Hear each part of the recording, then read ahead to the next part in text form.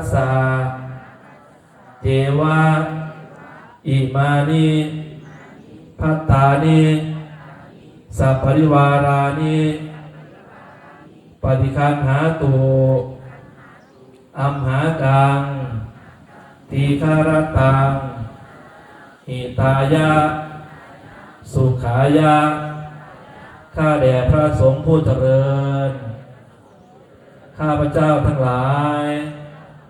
ขอน้อมถวายซึ่งภัตตาหาร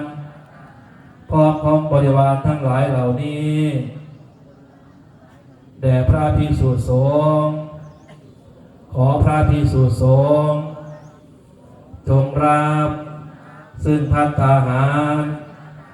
กับของบริวารทั้งหลายเหล่านี้ของข้าพเจ้าทั้งหลายเพื่อประโยชน์เพื่อความสุขแก่ข้าพเจ้าทั้งหลายและขออุทิศถวายเป็นพระราชกุศลแด่พระบาทสมเด็จพระวชิรเกล้าเจ้าอยู่หัวและพระบรมวงศานุ